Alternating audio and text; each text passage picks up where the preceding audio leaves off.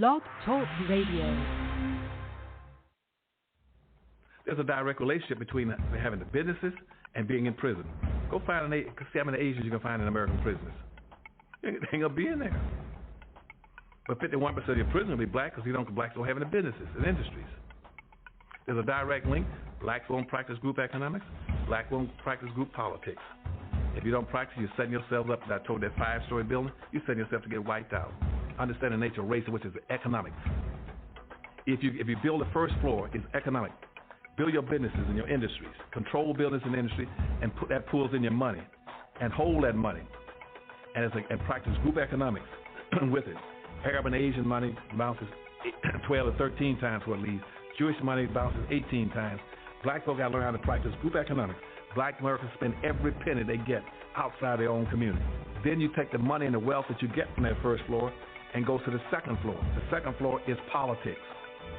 You then take that money on the first floor and you control your politics. Black folk must quit allowing people to tell them to go out and vote. Vote for what? Nobody's going to do anything for black folk in politics. Politics is controlled by money. Major corporations who got the money. That's what controls politics. If you have no money, you have no say-so, you have no benefits coming. So you take your money and you control, and you take your money from the first floor, you buy every politician on the second floor. And any politician you can't buy, you rent or lease them to get what you need. Then once you get the second floor under control with the politician, with your money, then you go to the third floor. The third floor is the police department and the court system. You take your money from the first floor and your politics on the second floor, and you control the court system and the police departments. Then the fourth floor then is media.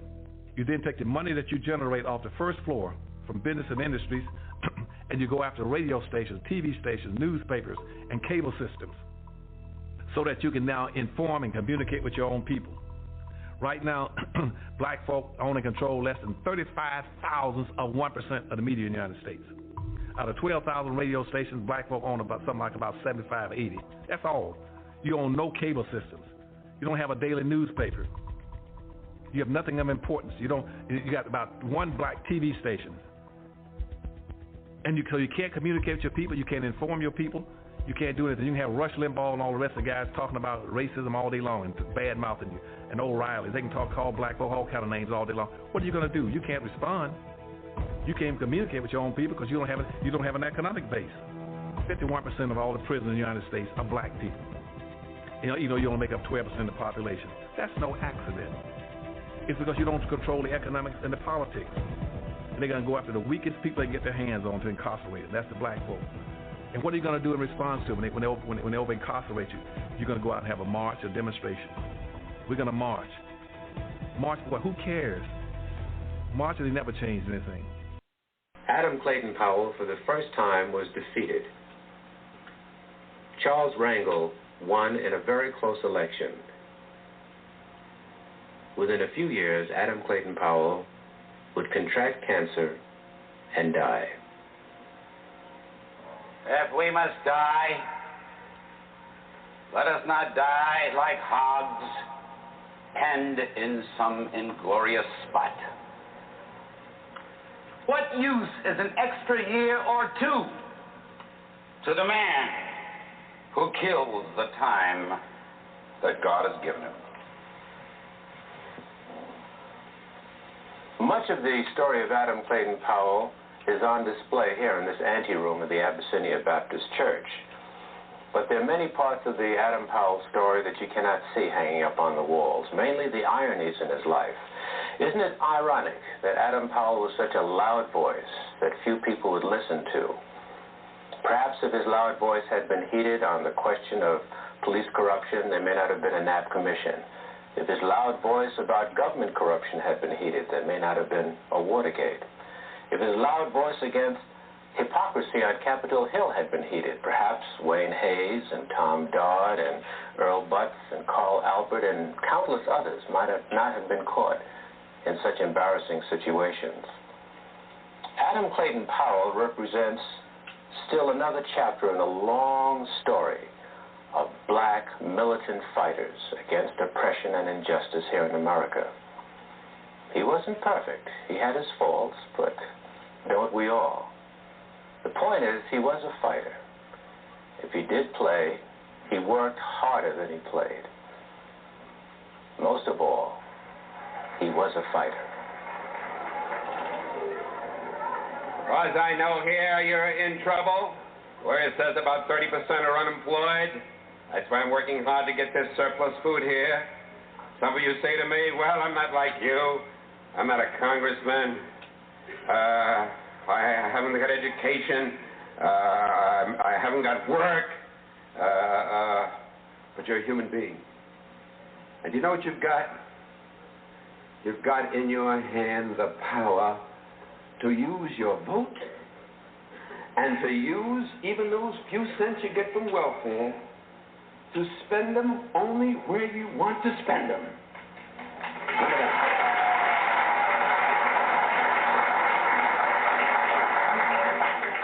A young slave boy stood one day before the greatest ruler of his day. And God said to Moses, what's in your hand? And Moses said, Lord, only I've got a stick, that's all. He said, well, let me use what's in your hand. And God used that slave boy with a stick in his hand to divide the Red Seas, march through a wilderness, bring water out of rocks, manna from heaven, and bring his people to Freedom Land. What's in your hand?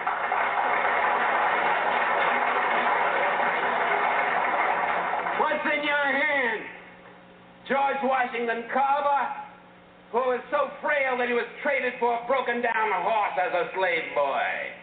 And George Washington Carver, sitting in the science laboratory at Tuskegee, told me, he said, Dr. Powell, he said, I just go out in the field each morning at 5 o'clock, and I let God guide me.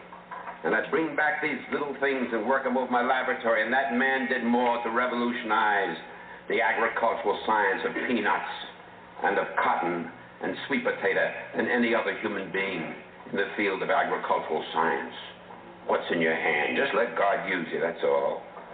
What's in your hand? I've got a string in my hand, that's all, and I'm flying a kite. And way up in the heavens, lightning strikes it, and I, Benjamin Franklin, discover for the first time the possibilities of electricity with a string in my hand. What's in your hand? Little hunchback sitting in a Roman jail? I haven't got anything in my hand but an old quill pen, but God says, write what I tell you to write. Paul wrote, I have run my race with patience. I've finished my course. I've kept the faith. Henceforth is laid up in me a pot of faith. What's in your hand, little boy? All I've got is a slingshot. And the enemies of my people are great and big and more numerous than we are. Well, little David, go down to the brook and pick out a few stones and come on back and close your eyes if you want to and pull back that slingshot and let it go. And David killed the biggest enemy, the leader of the giants, against his people, and his people became free, just letting God guide a stone in his hand. And a few years passed, and David is a king. And God says, what's in your hand? He said, I've got a harp in my hand. He said, well, David, play on your harp. And he played, the Lord is my shepherd. I shall not want. Maketh me to lie down in green pastures. Leadeth me beside still waters. Yea, though I walk through the valley in the shadow of death, I'll fear no evil. What's in your hand? What's in your hand? Man hanging on a cross? I've got 2 nails in my hand. Father, I stretch my hands to thee. No other help I know. If thou withdraws thyself from me, whither shall I go? And that man, with 2 nails in his hand, split history in half, BC and AD. And what's in your hand tonight, people of Cambridge? You've got God in your hand, and he'll let you win because he's on your side and one with God. Always in the majority, so walk with him and talk with him and work with him and stick together and fight together, and with God's hand in your hand, the victory will be accomplished here sooner than you dreamed, sooner than you hoped, sooner than you prayed for, sooner than you imagined. Good night and God bless you.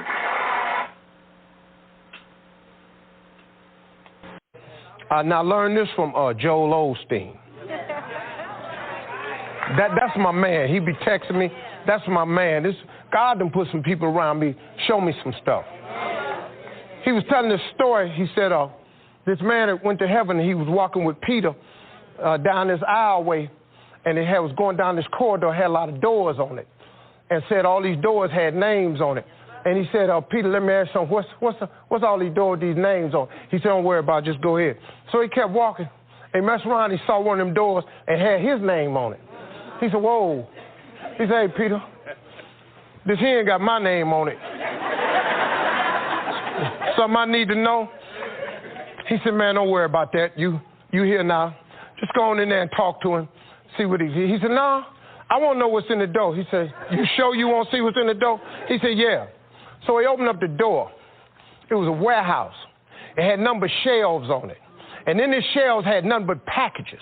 And all the packages had his name on them.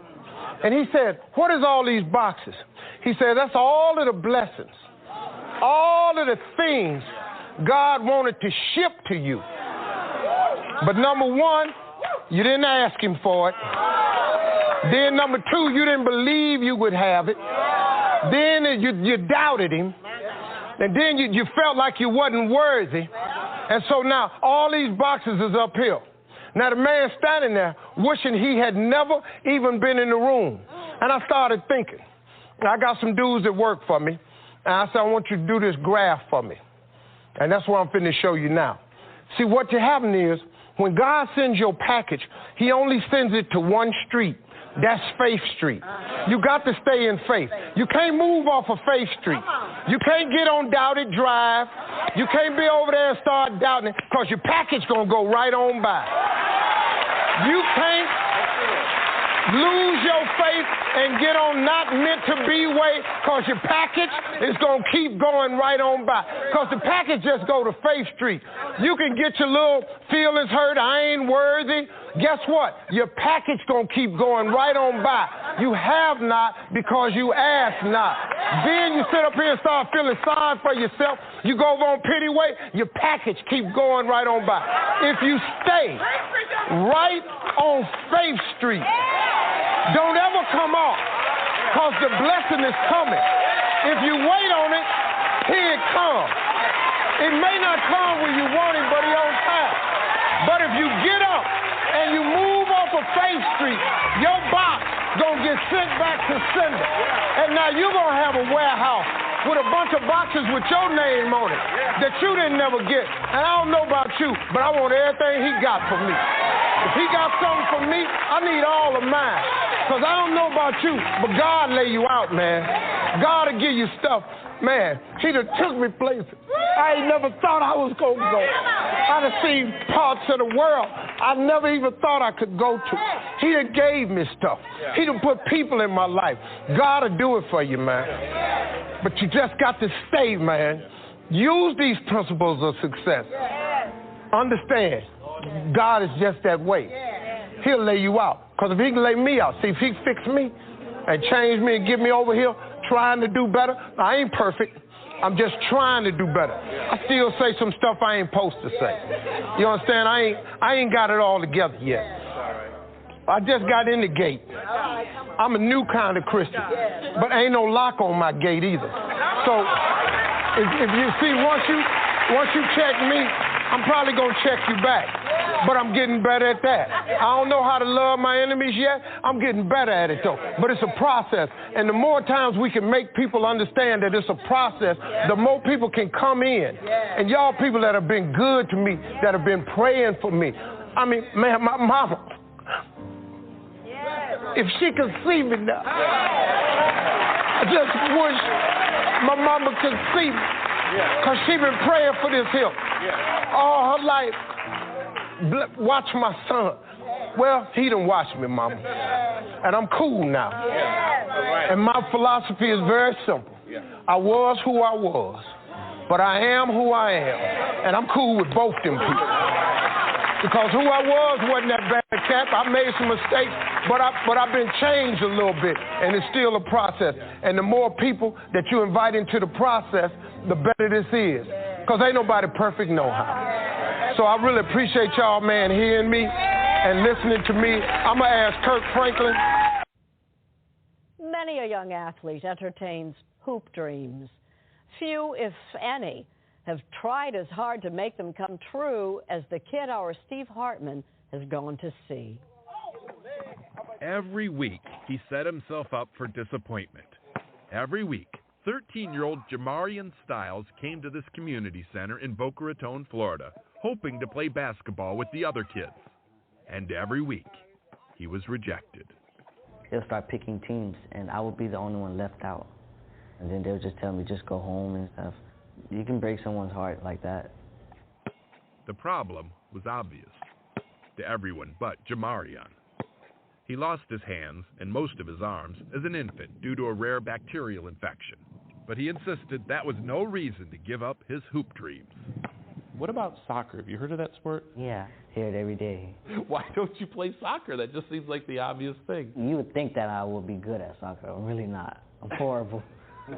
Which is why, on the first day of class here at Eagles Landing Middle School, Jamarian took his case to basketball coach Darian Williams. Said he wanted to be on the team this year. I said, all great, well, just make sure you try out. But you say, okay, great, but what are you really thinking? This man has no arms. Yeah. How is he going to play basketball? But, man, he told me, Mr. Williams, I've never been on a team before. Even if I don't play, I just want to be on the team. And how could I say no to that? And that's how the Eagles got their first armless basketball player. Jamarian, number 2 there, quickly earned a reputation as the hardest worker on the squad. He was usually the first one in the gym, usually the last one to leave. Still, he sat on the bench most of the season. Try one more. Until last month. Coach put him in the game with about 6 minutes left. And when he eventually got the ball on the far side of the court, everyone yelled, "Shoot it!" So he did, and sank a three-pointer. And if you didn't quite see that, don't worry, because shortly after, he got the ball again, this time on the near side, for another three-pointer at the buzzer. Jamarian Stiles, the kid no one would pick, was now everyone's hero. Needless to say, today, Jamarian can play all he wants at the community center. He just made the volleyball team and has every intention of playing football next year. Really, the only thing he won't play is the victim. If I could wave a magic wand right now and give you your arms back, would you want them? I don't need them. You don't need them? No. Who needs hands when you've got this kind of touch?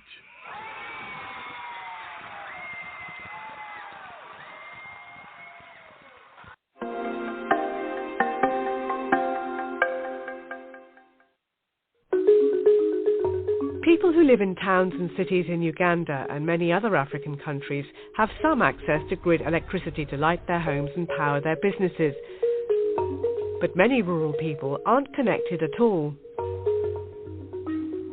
But simply waiting for the grid to arrive isn't good enough for entrepreneurs like Moses Akera. He recognizes there's a good business to be made harnessing the power of the sun. I really prefer solar to be used in the community like this because it remains the property of the clients. You don't pay bills and you don't buy fuel like somebody using generator. So solar energy is the best option for many rural Ugandans. But being new to the industry, many solar retailers like Moses were struggling to make their businesses a success. We don't have capacity to advertise ourselves, our products. We don't have capacity to have quality technical training. So the Rural Energy Foundation, a not-for-profit organization, introduced the Solar Now program in 2007. Its aim to spread the benefits of electricity throughout rural Africa by providing training and support to existing solar retailers like Moses. And they encourage other retailers and entrepreneurs to start selling solar equipment from scratch. Most of these retailers need to be supported in terms of training so that they can be able to run their businesses better. They also need support in terms of market awareness because so many people out here in the field do not know about solar, so we need to come and enlighten them. As well as training, the Rural Energy Foundation loans retailers portable demonstration kits, which they use to drum up business in local markets. What we're trying to do is these people are off-grid and they do not have access to electricity. So we're trying to show them how solar can improve their lives. For instance, we try to show them how they can make money from solar. For instance, here with us we have a shaver, so they can use this to have barbershops. We also show them how they can use it to use light at their homes. See, when you have this light in your house, the children can study at night. They can use it in their shops to work longer hours, and they can use it at home. If retailers want to use the Solar Now brand, they have to commit to providing high-quality installations and good after-sales service. The Rural Energy Foundation helps them achieve this by training solar technicians. We're trying to get the entrepreneurs to sign service contracts, so when they sell the product, it also comes with after-sales service. Let's say they have to check to make a phone call to the customer after a certain period to check if the system is working, and then till after some time through the service contract, they also have to go and actually do the inspection of the system. The Rural Energy Foundation has trained over 200 retailers in 9 African countries. So far, they've sold 57,000 solar home systems and 36,000 solar lanterns. They've helped at least 400,000 people, saved nearly 5 million litres of kerosene and 12,000 tonnes of CO2 each year. Basil Okelo is impressed and has decided to buy the equipment from Moses to set up his own solar barbershop and phone charging business. He's taking advantage of a credit scheme which helps entrepreneurs buy equipment from Solar Now retailers to get their businesses going. Solar Now is giving me a loan. I'm going to make a down payment of 25% now. Later, in 3 months' time, I'll make another 25%, making a total of 50%. Then the remaining I'll complete within a period of a year. With his system now installed, Basil is optimistic about the future. Because this is a new investment I'm going into. I have never been into this business before, but as I see, I have the expectation that I'll make money. Moses is growing his solar retail business too. He already had a shop in town. With support from the Rural Energy Foundation, he's now set up a small village branch to cater specifically for his rural customers. Rural Energy Foundation is very important to us. If they help us training technicians, we shall be in position to expand all over. We hope that others will also adopt the private sector development approach. We don't want to be unique. We want to spread the word that this is a really efficient approach to get the technology diffused deeply into the rural markets. The Rural Energy Foundation plans to expand into other African countries and broaden its range of sustainable technologies. Solar panels are now becoming a common sight here on homes, and shops buy them as well to run radios and offer phone charging, increasing their income and enabling people to communicate. And to everyone's delight, the local bar has installed a fridge powered by the sun. The owner is pleased with his investment. Yeah, we're happy because it's cold, the beer tastes better, and so I get more customers.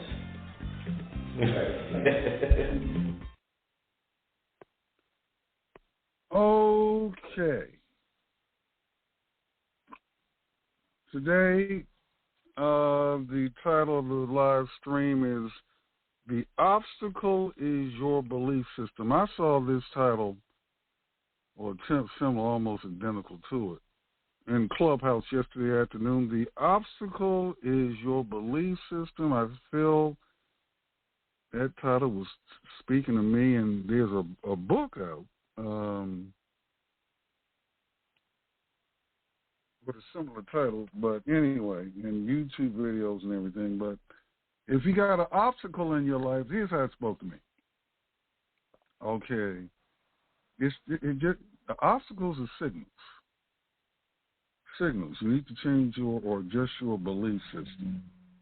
So I sort of paraphrase it, and I say that obstacles are a reflection of your belief system, and also a signal or a sign that you need to switch up and adjust your thinking. All right. I also heard another interesting sermon yesterday on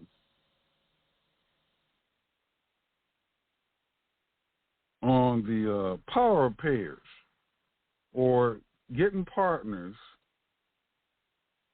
and or purpose partners. It was a person. Was it purpose partners? Yeah, purpose partners. And then I fine-tuned that and tweaked it a little bit for my situation or life. It's specific purpose partners. Specific purpose partners. All right. And like, for instance, I just need, like, for instance, what we need here, we need transportation partners, meet, greet, eat, and build partners,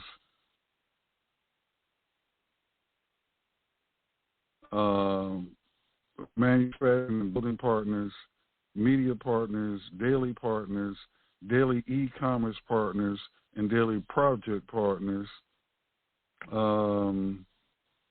Steve Harvey, in order for him to pay that $650,000 a month, Steve had a bunch of partners that helped him actually had to earn a lot more than that in order to net what he needed to pay that $650,000 a month payment plan for taxes. But he had doing that.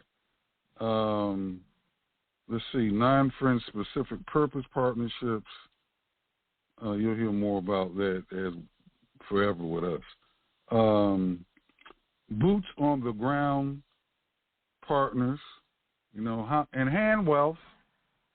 How many hands can you add to your life on a daily basis, or whatever intervals that you want.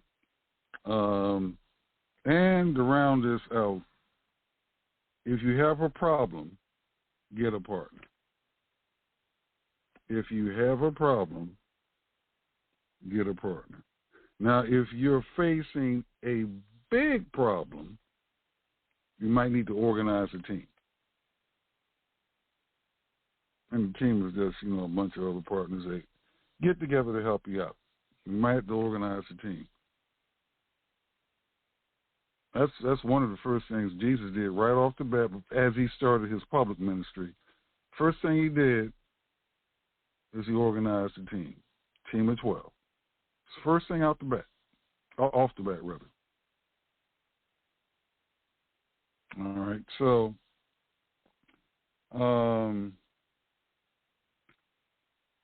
let's see. Now, it's still early, and my mind's racing offline. Let's see. Well, hold it. We're still online here. Let me open up the mic here real quick, if it'll open. Okay, Robin, are you there? Yes, I'm here. Good morning. Good morning. One of the things I'm going to work out today is, I believe, with the right business plan, we can be on radio 5 days a week. Yes. So that's what I'm working out today. Yes. Just all we have to do is just duplicate what we've already done, so we already know that it's successful. So we just have to keep reaching out and asking radio stations and getting the airtime wherever, anywhere and wherever. Right. Yep. Right. Yep. That's true. And something yesterday with that Lafayette mentioned about the region up here there's a lot of people building and selling tiny homes in this area, so it's saturated. Okay. Did you remember him saying that? Yeah, I sort of detected that before we even said it. Yeah. Because there's a company right in the town that you're in. Yeah. Pallet Homes. That's right. That's right in Everett. Yeah. And they ship. They build there, but they ship it. most of the places they ship is on the western part of the United States right now. Yeah. So that's the thing too. Is we don't have to ship where we're building. You know, we don't. Right. When we put them up on the market for sale, that's not an issue. That's not an obstacle. And Delmar is on the line. Oh, good morning, Delmar. Yeah. Oh. Sounds great. And Delmar, any words of wisdom to share with us this morning? Well, I like that's the power of vision. It catches on and it gets bigger. So going from 1 hour, 1 day to 5 days, 5 states to 50 states or whatever. Because again, I heard something, I don't know, yesterday or last night. I forgot. I didn't write it down. But this whole thing is getting worse. It's getting worse. Talk about the homeless situation. Remember, something anyways is just getting worse. I know a person, by the way, was 5 days, 6 days something on paying their rent. And the company contacted them and said they were going to file the court action. 7 days. They will start the paperwork already. So these people don't wait till the court 30 days to start processing. It takes the court longer, so they start their paperwork as soon as they can. That's why they people be homeless so fast. Right. So the process gets faster now. They don't wait 30 days and then tell the court taking up 36 days. So that's what's wrong. It is serious. And so there need to be people out there to need to hear it 5 days. Yes, sir. Mm-hmm. Well, yeah, it's depends on what part of the woods you're in. It's a crisis situation out there, and the cost of living globally is just shot through the roof. In most places, not in all places, but in many places. So people need a way. Whether they're homeless or not, because of how precarious and how volatile and adversarial the housing market is towards anyone, and how easily you can be deemed homeless. Okay, and then everyone needs to understand this, that if your name is not on a rental agreement or a lease, legally you are homeless.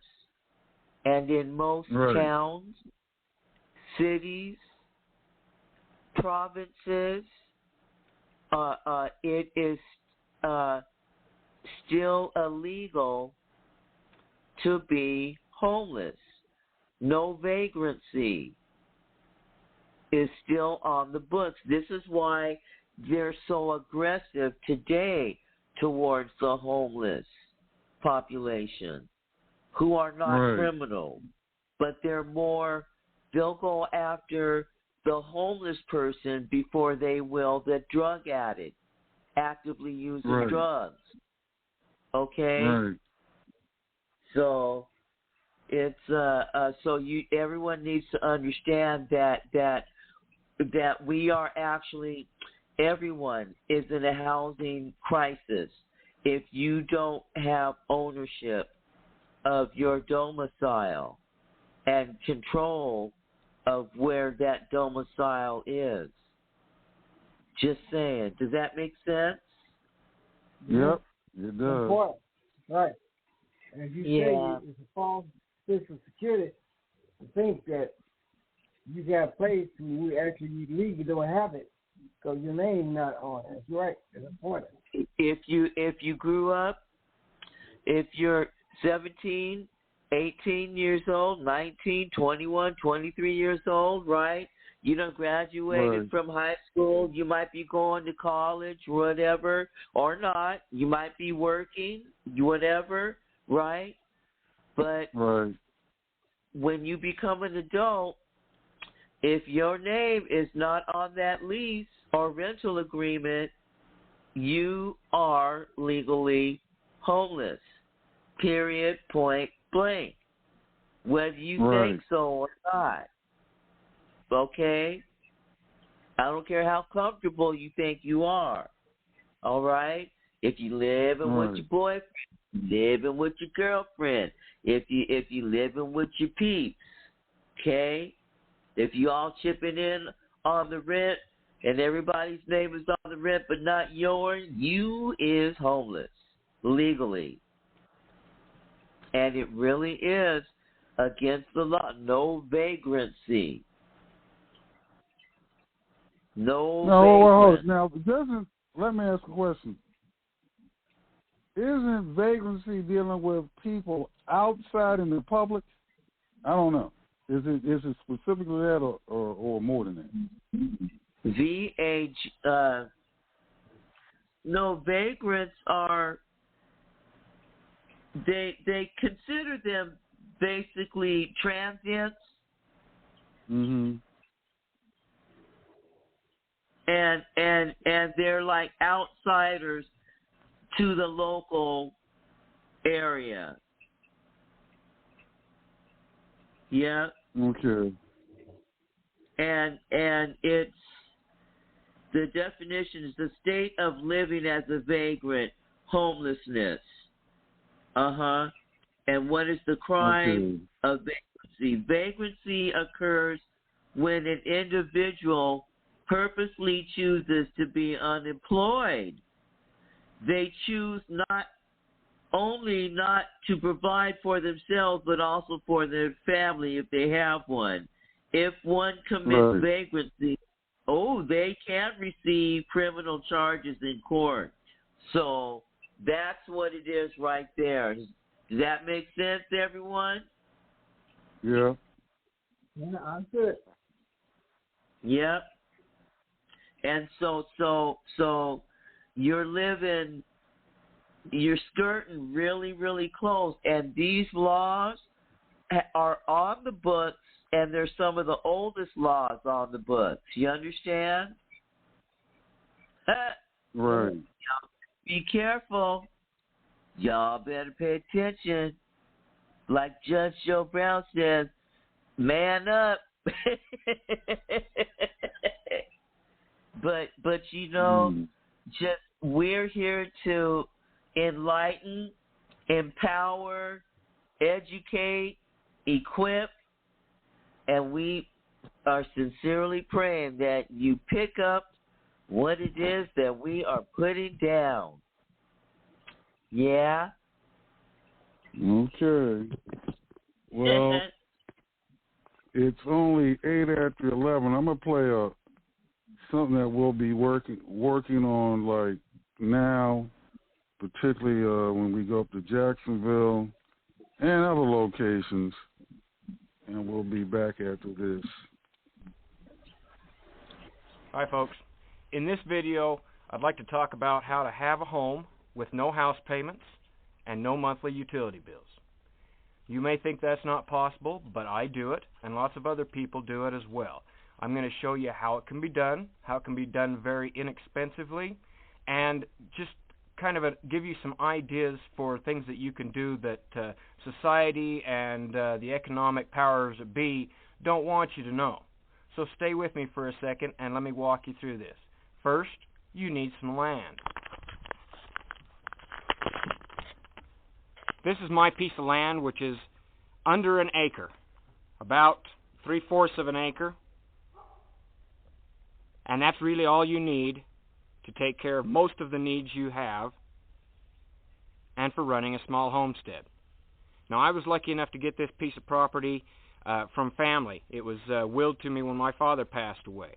But I have also purchased small pieces of property like this for under $400. I have an acre down in Arizona, near Sholo, Arizona, that I purchased for under $400. I have 5 acres near El Paso, Texas, that I purchased for under $700. So it's very easy to find a piece of land if you do some looking around. eBay is a good source for finding land. Tax sales are a good source for finding land. Family members may want to sell off a piece of land. Go around looking in rural areas, and maybe you'll find a farmer that wants to split off a small piece of land and would gladly sell you one. You don't have to spend a lot of money on land, okay? This is land that doesn't have utilities run to it. It doesn't have a blacktop road that runs into it or driveway. It's rough land. That's what you start with usually if you want to buy a small piece of land that you're going to homestead on. After you have your piece of land, then you're going to have a house. You can have a big house like most people live in, and you can pay a lot of money for it and have a mortgage and be a slave to the system for another 30 years, or you can decide if you'd like to build a smaller house like mine. Paid for with cash. This is my solar cabin. The cabin cost me $2,000 to build. That does not include the doors and windows, which I salvaged off of a trailer that was being torn down. For the cabin, it cost me $2,000. It is 14 by 14. Downstairs is living area, dining area, bathroom, kitchen. Upstairs, I have a loft, bedroom, and an office. In my other videos, I take you on a complete walkthrough of this cabin, so watch those if you want to see how the cabin is as large as it is and functional on the inside. Up there on my roof, you see my solar panels.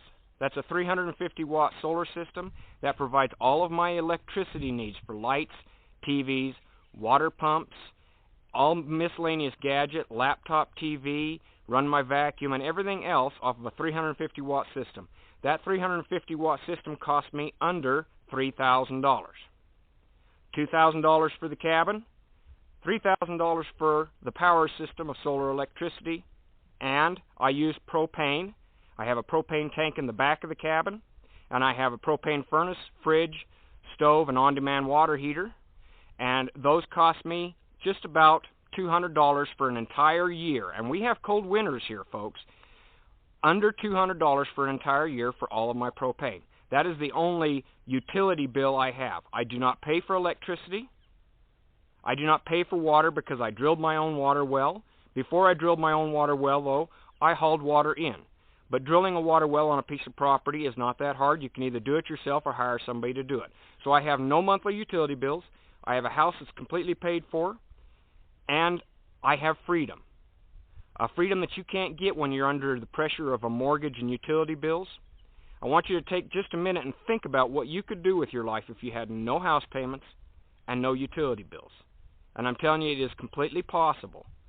I'm not going to go into any details of how to get out of the house that you're in. You're going to have to figure that out and talk to some professionals for some help that way. All I'm here to do is tell you it's completely possible.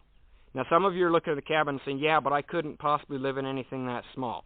This cabin was designed specifically for additions to be built on any of 3 sides.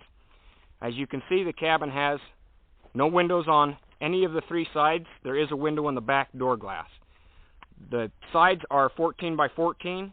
The cabin was built to have shed additions built on all 3 sides. This cabin is 400 square feet approximately inside with 200 square foot footprint. When you add on additions, you could add on an additional 400 square feet on either side and off the back, giving you anywhere from 800 to 1,200 square feet.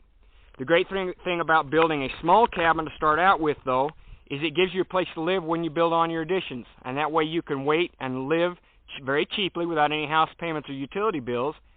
And then when you have the money, you can build on the additions to expand the cabin.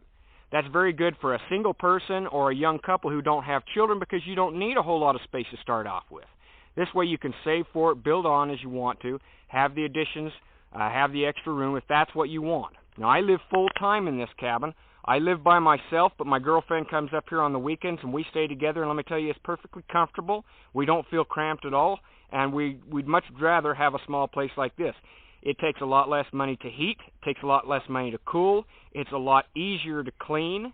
It's just a fantastic home. Now, I'm not trying to push you into building a home exactly like mine. I'm just trying to provide you with some ideas. If you wanted to come up with different ideas, a different plan, that's just fine by me. But if you are interested in learning how to build a home like mine, I do have an ebook available and a printed book available called Simple Solar Homesteading. Go to www.simplesolarhomesteading.com. You can learn how to build a cabin like mine, or at least get some great ideas for building your own home.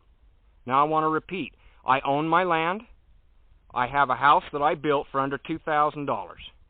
I have a solar electric system that I have for under $3,000. I use propane, which costs me under $200 a year. I have no house payments. I have no utility bills.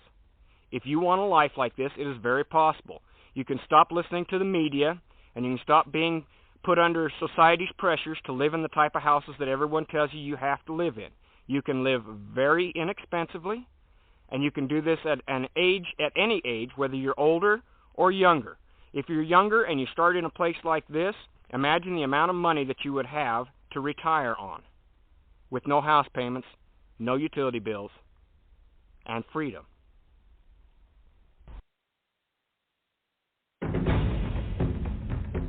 What's it like to live where you work? For most of us, that's unthinkable. But imagine living and working at one of the biggest factories in the world. A workplace the size of Monaco. For these 17,000 employees, it's reality. They come from all over China, seeking a brighter future at this factory called Yupa.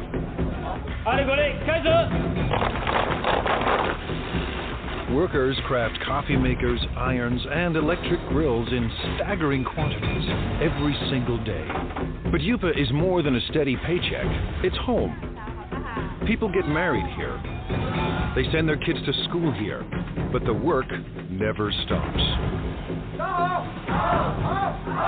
Yupa's managers are on a mission to produce new products for every corner of the globe that could forever change the way we think of made in China.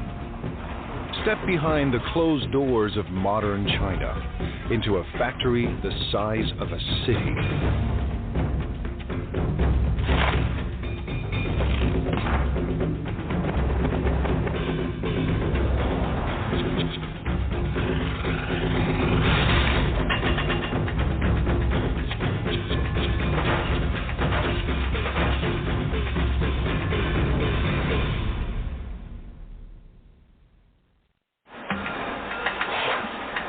Welcome to the place that calls itself Factory of the World. By the time you finish watching this program, Yupa's 17,000 Chinese workers will produce nearly 20,000 electrical appliances.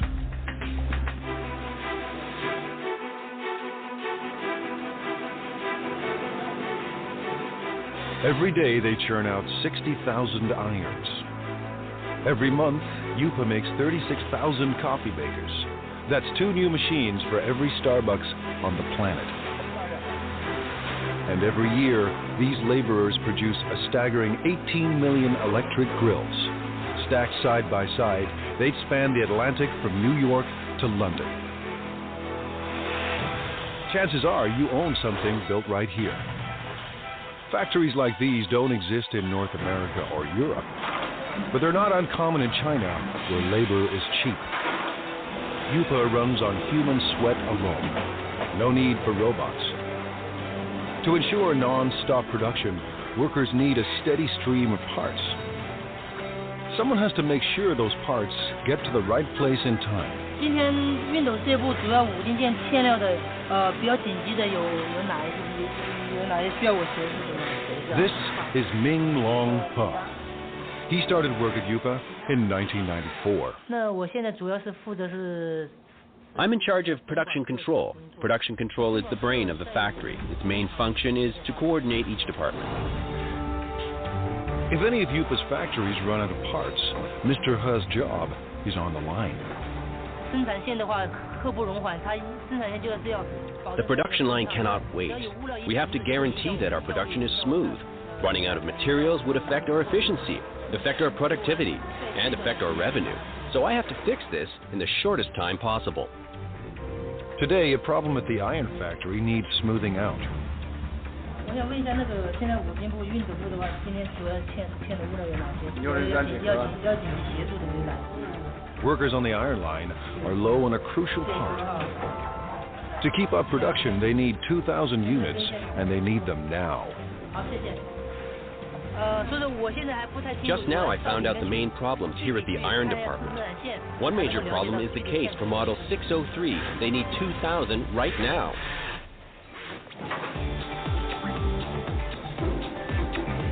Traditional plants use outside suppliers for their components, not Yupa. To slash costs and stay competitive, Yupa builds its own parts on site. So Mr. Hu's supplier is only a bike ride away. 有多少数量？3000个是3000个，赶快送过来。好，这里没有了，已经没有了。是。 But even the supplier is dangerously low on stock. 大概因为现在生产线已经停掉了，然后我大概要赶快把它送过去哈。好的，1点钟准时安排送料。对。Mr. Hu has found barely enough parts to last the day. 好，谢谢。好。 When he gets another urgent call. Now the grill factory is low on a crucial component. Grills are the company's most profitable products. Yupa started producing one line of grills in 1994. Now, 60 assembly lines churn out 800 different models. Workers make one grill every 12 seconds. That's 50,000 grills per day, or 1.5 million per month. Enough grills for every person in Dallas. Grills bring in $350 million a year, but Yupa wants more.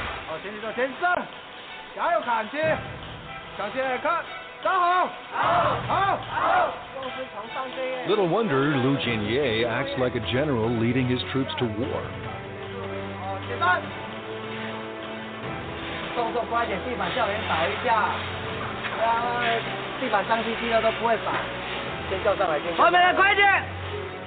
By next year, managers expect workers to crank out $500 million worth of grills. Yupa's profits have to rise to outmuscle the competition. Mr. Ye supervises 850 workers on 30 lines. We have to coordinate all these workers and pull all their thoughts into one. It takes teamwork to accomplish our goals, to get the results we want.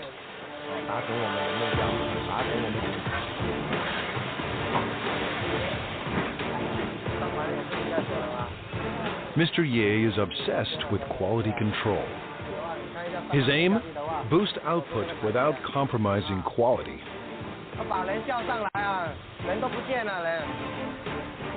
In a factory this big, with a production run so massive, even the hyper-efficient Mr. Ye hits a roadblock. This holder piece holds the grill plate. What we're seeing now is the assembly of this piece. The problem is the size.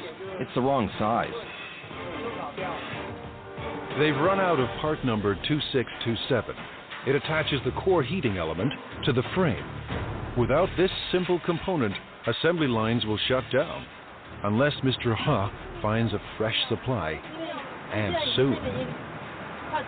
If we don't get them the parts, 6 production lines will have to stop.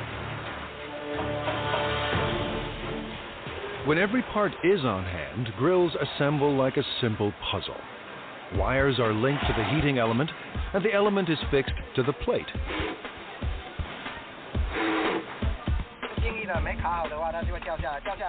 When it's not locked down properly, it will fall off. If it falls off, it will burn the hands of our customers and consumers. This job is very important. Then it's time to connect the power cord. The brown wire is live and the green wire is neutral. The one with the writing on it matches the brown wire. Connect them and that makes the wire live. Each grill is inspected for flaws in construction or appearance. Finally, every grill is tested to make sure everything is in working order. On a typical day, Mr. Ye's team must make 700 of Yupa's 50,000 grills. Missing parts cause delays, cost Yupa a fortune, and force workers into overtime to meet their quota. Finding the missing parts falls to Mr. Ha, and the pressure is on. 那这样的话，我先提一袋先回去，然后那边先紧急生产，好，然后等一下你就赶快送过去，好 ，OK， 好，谢谢谢谢。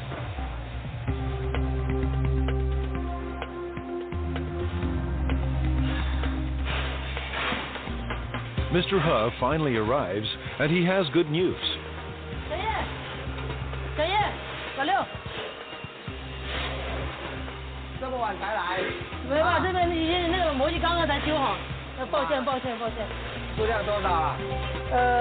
虽然有2000个后来。 He's found 2,000 parts to keep the lines moving, and 50,000 more are on the way.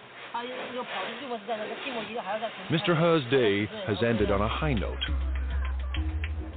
He heads home to a company-subsidized apartment only minutes away. 妈，我回来了。 His wife, Hong Zhangyu, also works for the plant. Together they lead a life of relative luxury. Family life in China is a communal affair. His parents and his in-laws live here, thanks to Yupa. It's one more reason workers are fiercely loyal to their company. 我们销售的产品，那一般都有制造厂。 Our products all have the Made in China tag. I hope our products can bring to consumers a sense of joy, a sense of it's worth it. This is my biggest wish.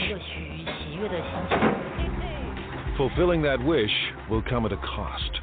来这边就2个认识的朋友。 When I first arrived here, I didn't know anyone else, and we all have to live together. It was really tough in the beginning. Yupa's next generation of workers must leave their families behind and devote their lives to the company.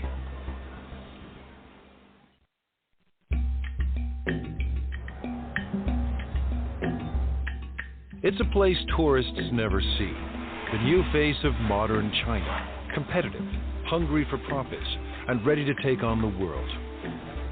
Located near the city of Xiaomeng, the Yupa complex sprawls for 1.8 square kilometers, almost the size of Monaco. We have about over 20 buildings here. You know, the largest building, equal like 4 football fields. You can have 60 to 70 assembly line. Each assembly line can have 25 to 35 workers in the line. 25 years ago, there were no factories here, only farms. In the 1980s, the Chinese government decided capitalism wasn't so bad after all. The communist regime established so-called special economic zones, designated places for free markets and foreign investments. Yupa, a Taiwanese company, moved here in 1988. In a few short years, it became the largest manufacturer of irons, electric grills, and espresso makers in the world. Yupa is a city unto itself, with restaurants and convenience stores, soccer fields and basketball courts, and living quarters for everyone from students to families. Success made it big, and size keeps it successful.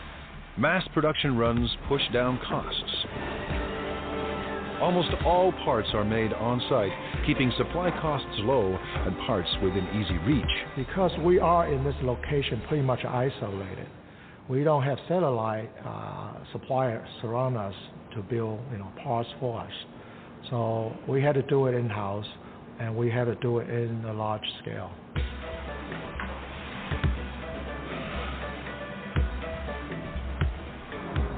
Yupa's main advantage is a cheap and endless labor force, ready to work for a fraction of a Western wage. 16-year-old Mao Fen Guao left her family and came here in 2008. But Guao isn't just looking for work. She's here to escape poverty and make her mother proud. In China, many parents prefer sons to daughters. My mother has only 2 daughters. She's always upset about that. And in order to not let her down, I must work harder and harder. Guo is a worker in training. With about 1,000 other students, she attends Yupa's on-site trade school. To get here, she had to pass entry exams and pay Yupa tuition. Now she's enrolled in 3 years of study and hands-on training at the factory. If she does well, Guo hopes for a job at Yupa.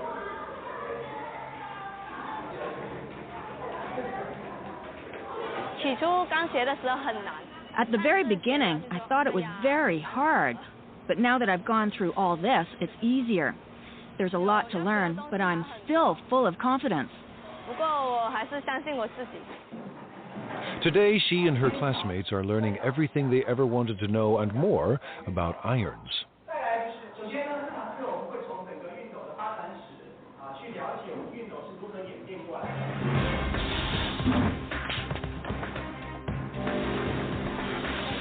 To get a job, Guo must learn the ins and outs of every product line.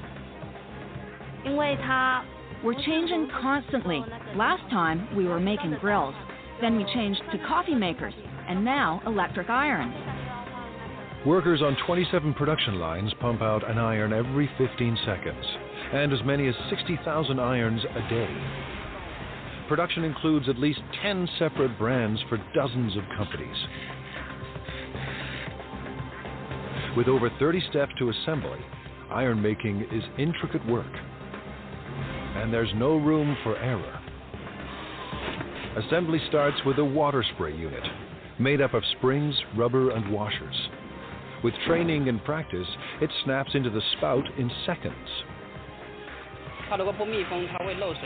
If it's not closed tight, it will leak or blow. Then it won't work properly.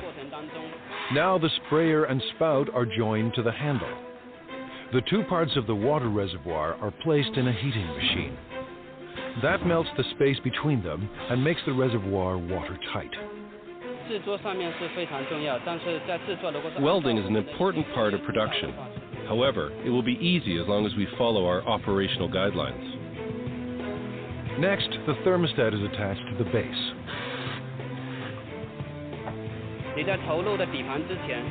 You need to make sure you're using the correct format before you insert the base. Using a wrong base can lead to fire. Wiring is also important. Where there is a wiring mistake, there's hidden trouble. A plastic buffer is placed between the heating element and the handle to keep the handle and the user's hand from getting too hot. After that, the plug is welded to the back of the iron. We're connecting the wire for the power supply. I can do about 4 to 5 pieces every minute and 300 pieces an hour. Once the spray and steam buttons are attached, it's testing time. First, the steam and squirting functions. Second, the iron's electrical system. Faulty units are either repaired or removed. Finally, irons that pass inspection are packed up and shipped away. The team won't cut corners or settle for second best. Today, Guo and her classmates will put classroom theory into practice and work the iron line. For a teenager from a small town, living and working in a giant factory can be overwhelming. My life is not as hard as it was before. I'm getting used to this place now. Work on the iron line goes better than expected. For Guo, juggling work and school isn't that difficult. The hard part is leaving family and living far from home.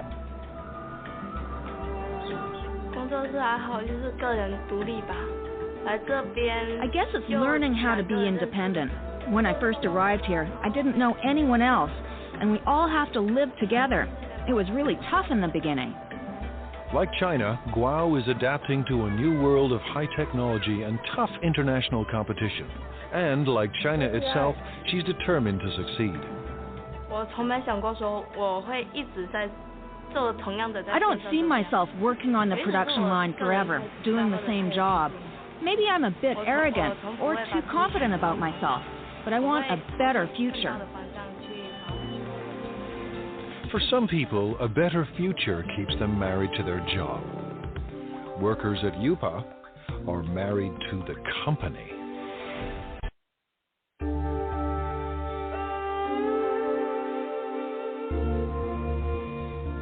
Based in southeast China, UPA is one of the biggest factories on the planet. Today and every day, its 17,000 workers are getting the world ready for breakfast.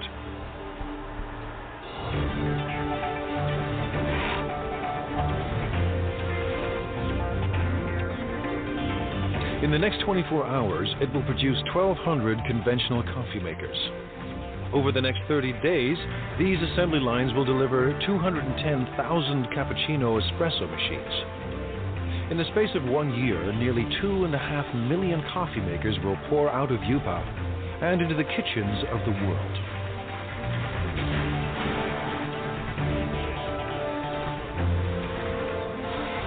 At the center of all this is young Lee. We already have 200 or 300 styles, and we develop and add over 40 new styles every year.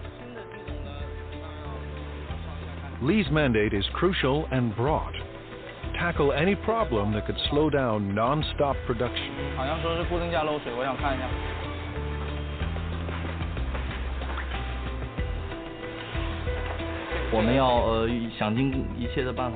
We have to make every effort to find these problems and to solve them. We have to make sure that every process is working perfectly. Manufacturing shouldn't be delayed because of these problems. Today, he's got a brand new kind of problem. One of UPA's big clients has designed a new coffee maker. It's up to Lee to build a working prototype to entice the client into going ahead with mass production. Hundreds of UPA jobs and millions of dollars in potential business are now in Lee's hands. Making prototypes is a large portion of my job and is vitally important to the development of the company. Lee starts by assembling the heating system for the water and steam. Then he carefully places it into the main body. Just when Lee's ready to assemble it all, there are parts missing.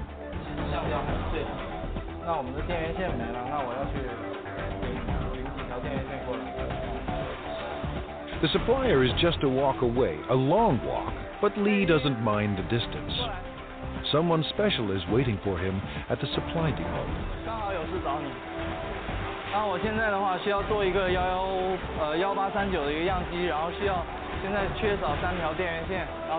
The person helping him today is his girlfriend. These perks make UPA more than a place of work. With a workforce of 17,000, many of them married with kids, this factory city turns office space into personal space.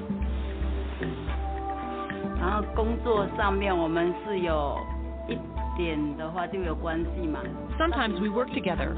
For example, if we need the help from the technician to solve production problems, then we meet each other afterwards. Li Yang Lee works in the parts supply department. She first came to UPA in 2004. We fell in love at first sight. I always think it must be God who makes her work here and wait for me. Even now, I still think the same. UPA management encourages these intimate connections. They believe couples that work together are more loyal to the company.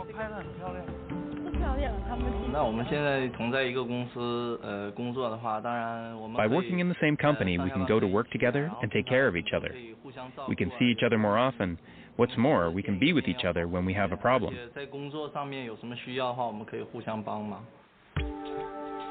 With the missing parts in hand, Lee is ready for wiring. Making it all fit into the chamber isn't easy.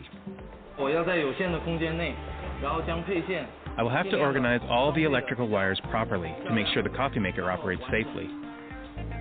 But the real test will come after shipping. If the client approves of Lee's model, UPA could get a massive order. If it doesn't, hundreds of jobs are on the line.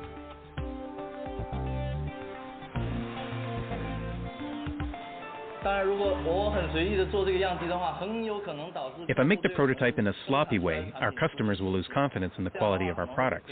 It will be a great loss to our company. Weeks later, Lee's model is approved for mass production. And right away, he sets out to create a brand new production line.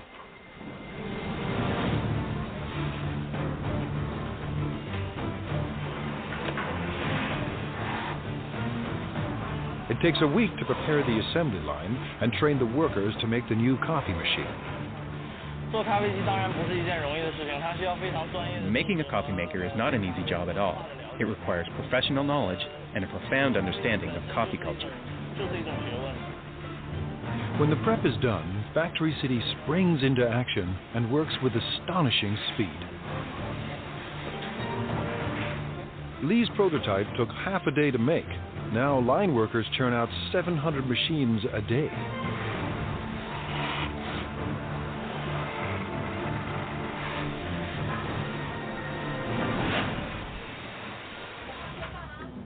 Lee's shift is done, and when work ends at Factory City, romance begins.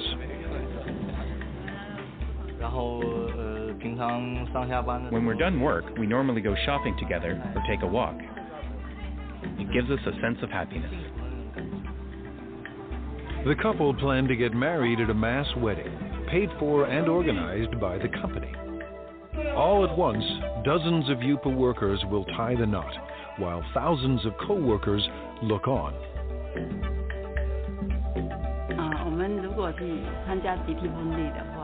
If we take part in the group wedding, with the best wishes of all of our co-workers here, we know we will be getting married in the factory of the world, one dream, and that would be unforgettable. A mass wedding is the couple's way of showing their love for each other and their passion for UPA. Chef Xingming Li has a passion of his own, feeding the 17,000 workers that power the factory of the world.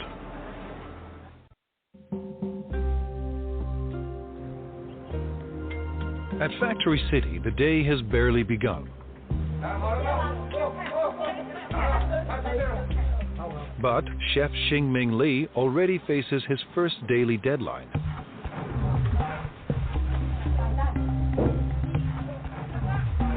Li runs one of 5 independent restaurants at UPA. Competition between them is intense. Profits are razor thin, and Li needs thousands of customers every day just to survive.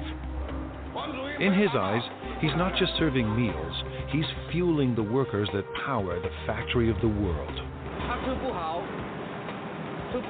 If they don't eat well or eat enough, they won't have enough energy. Then they won't perform well at UPA. It all starts with fresh ingredients: beef, pork, bok choy, onions, carrots, and winter melon.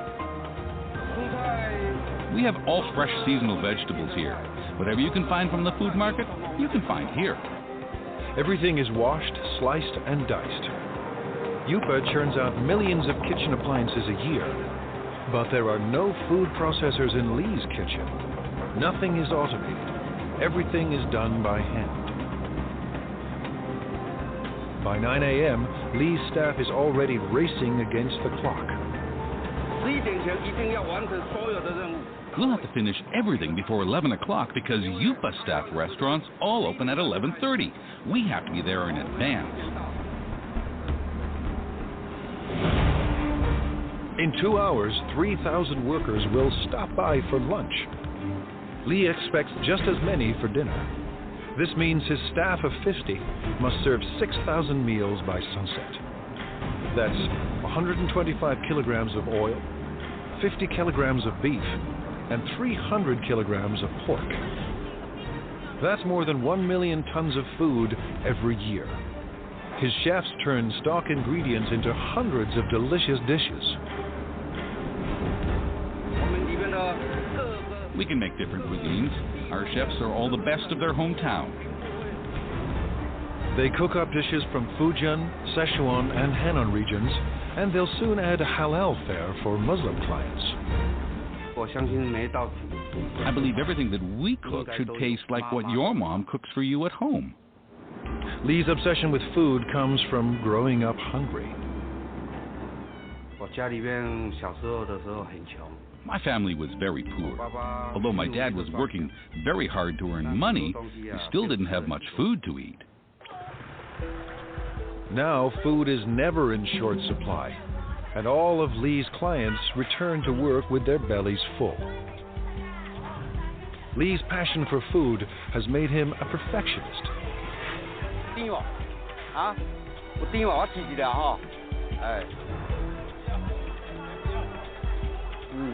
He hunts the market for produce that's perfectly ripe and reasonably priced.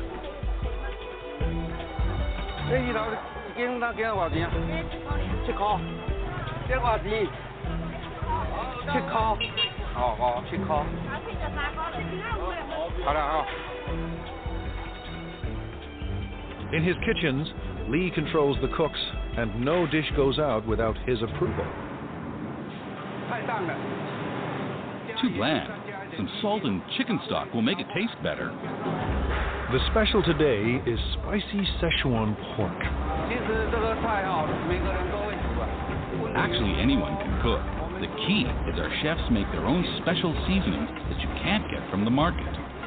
Lee insists the pork must be extremely fresh. He expects perfect timing from every cook.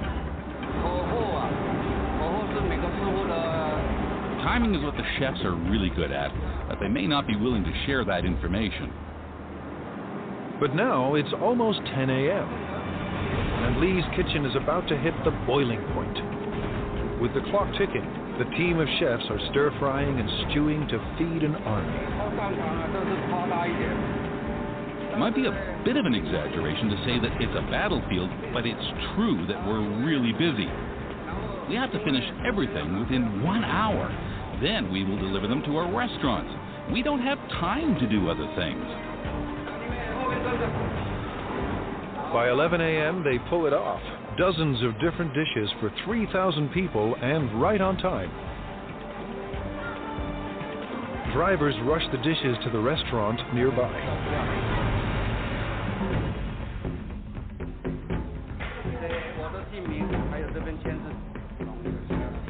Competition between the 5 independent restaurants at Yupa keeps quality and choice high and prices low. Workers pay about 50 cents per meal, thanks to a company subsidy. To turn a profit, thousands of customers must pass through Lee's door each day. But it's not profits that keep Lee up at night. More than anything, he wants people to enjoy his food. I've experienced a lot of sleepless nights.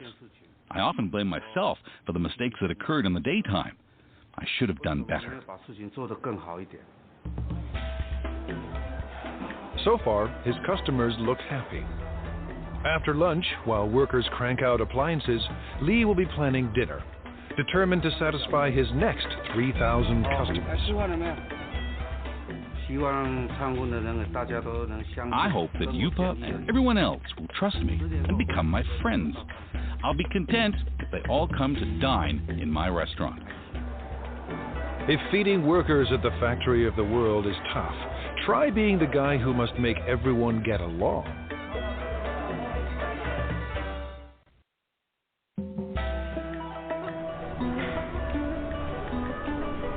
In this factory city, 17,000 people live and work inside 1.8 square kilometers.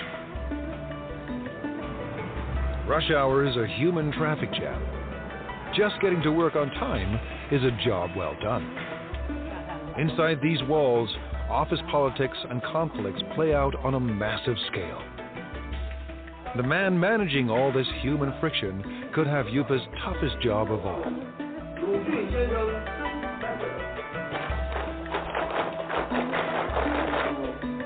Now in his second year on the job, Ya-Shin Fu is the manager of Yupa's service department. His job, address anything that affects the day-to-day life of Yupa's 17,000 workers. I have to find a balance between the costs of the company and the needs of the employees. Too little and the employees will be dissatisfied. Too much and the company won't be happy, so it's a big challenge. Keeping Yupa's army of laborers in line is no small task. 餐厅里面我们现在有17000多人，但是我们服务部只有200人左右，要服务这么庞大一群，我知道非常辛苦。At this regular weekly meeting, Fu is boosting company morale. 带他们就像带小孩子一样，我们用爱。 Leading them is like raising children. We have to raise them with love. Yupa's workers come from every corner of China. Most are in their 20s and 30s. They work on average 40 hours a week and make between $90 and $320 a month. While wages are even higher in big cities like Shanghai, many Yupa workers make double what they did back home if they had any work there at all. As with any mass organization, thousands of employees create endless demands. It's Mr. Fu's job to address all of them. He does everything he can to keep everyone motivated and committed to staying at the factory of the world. Fu visits staff living quarters as part of his regular rounds.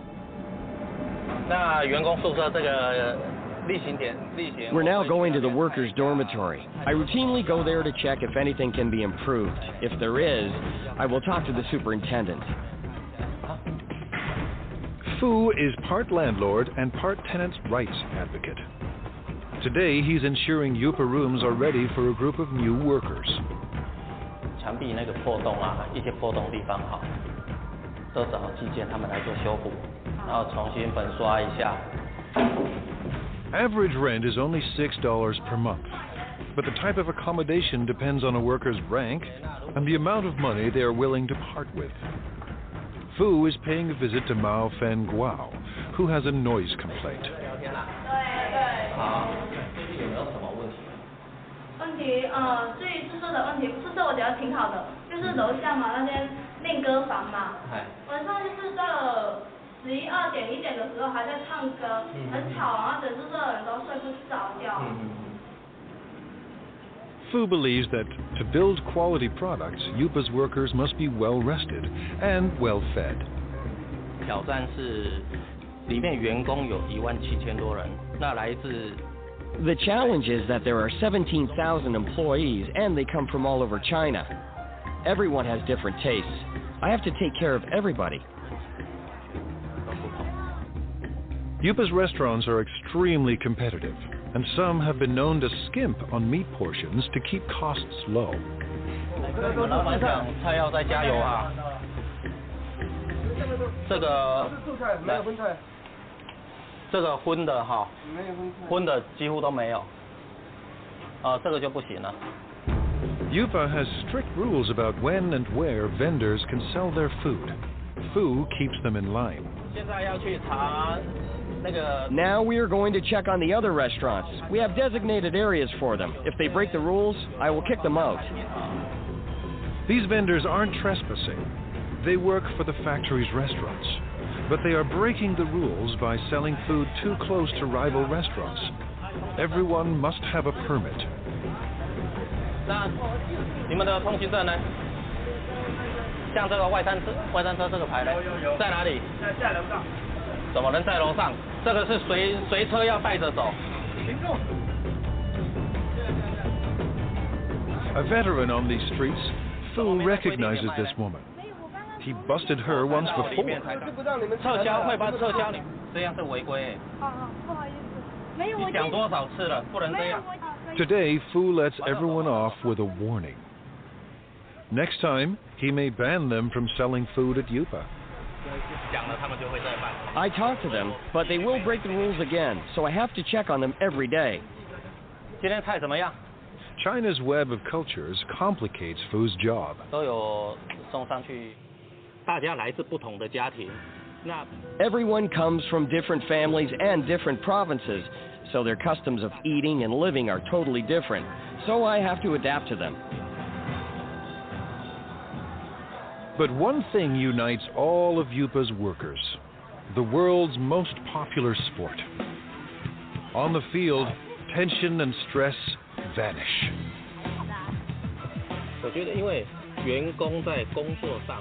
Because employees are undergoing a lot of pressure at work, we have to give them an outlet and let them exercise. But most important is the team building. Don't care for soccer? Yupa offers other ways for workers to get their exercise. For entertainment, we have ball game competitions like basketball, table tennis, and other games. These sorts of competitions. It's all part of Fu's mission at one of the world's biggest factories, a place with no boundaries between work and life. For Fu, it's a never-ending battle to keep the peace and to keep the company together.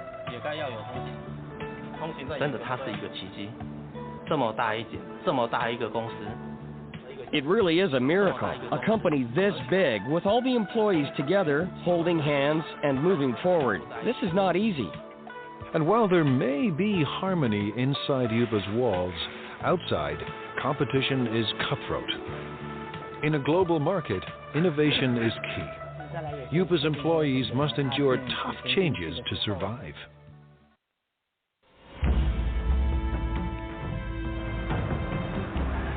In the global marketplace, there's no room for second best. To survive, companies need a competitive edge. Like most China-based companies, Yupa has relied on low labor costs, making products designed by others. But it wants to move up the production food chain. Yupa's leaders want to design products of their own. They have little choice. To thrive and survive, Yupa must develop a new generation of products. The factory's very existence depends on it. Thousands of jobs hang in the balance. No work means not being able to live. This is a fundamental requirement. It's how humans survive. You have to earn money to make a living, and to earn money, you have to work. Ji Rongpan knows how high the stakes are. He is Yupa's Vice President of Product Innovation. I think innovation is the competitive edge of our company, because our company is in the field of home appliances, and the whole home appliance industry is a lifestyle industry.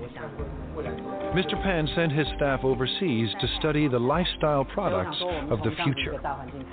They returned with a simple message: the future is green. We studied the consumers of North America and Europe and their thoughts on this new energy of the future. So we know that their love of the earth is actually very strong. Pan and his designers make a bold decision. The first appliance in Yupa's new product line will be powered by the sun. It's a solar CD player. We want to bring this clean solar energy concept into people's homes. Going solar may sound easy, but solar panels are expensive, and they're meant to work outside, not in the dim corners of people's homes. A 3D image of Yupa's appliance of the future starts to emerge. Now the team must turn a digital design into reality.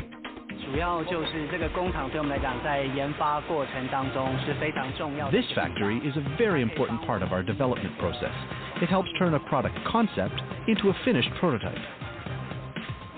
Using the design specs, a computerized milling machine cuts a foam cast. And the cast is converted into a hard plastic prototype. If things go according to plan, the model will be used to produce millions of identical copies.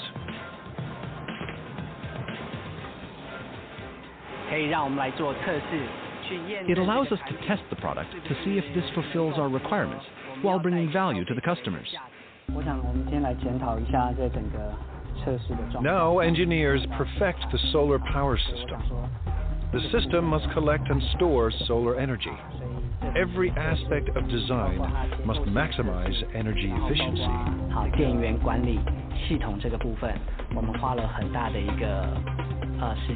We've spent a lot of time studying this. What kind of technology, what kind of material, what kind of parts can help us improve our energy efficiency? Finally, Yupa's product of the future is revealed. The solar CD player is simple and elegant. The player will charge indoors when left near a window. And the system is uniquely versatile. It will work with any energy-efficient appliance Yupa designs. But one question remains. Will the world embrace Chinese solar products? We want to bring what people originally thought of as an industrial thing and truly integrate it into their daily lives, to enable consumers to truly experience solar energy. This is a very magical energy concept. If these innovative products succeed, Yupa could achieve its dream, a dream it shares with China, to be the factory of the world. I want consumers and everyone to have faith in our products and faith in the workers. I hope everyone can enjoy the products we produce. This will make us proud. With Factory City in full swing and new products in the works, more and more goods will carry the Made in China label. But for China and Factory City, growth comes at a cost. Every day, the 17,000 people at Yupa endure the stress and uncertainty of a cutthroat world economy. To fight off fierce competitors and build a better life, these men and women work and live together as one at the factory of the world.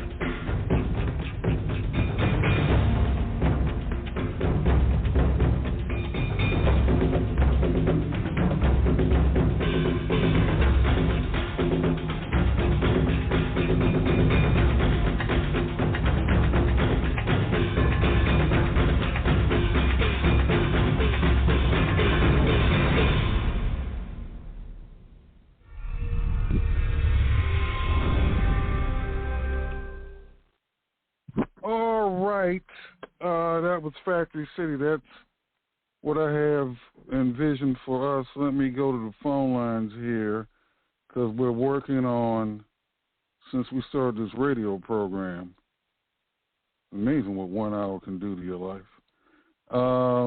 Robin, anything you want to put out there before we shut down?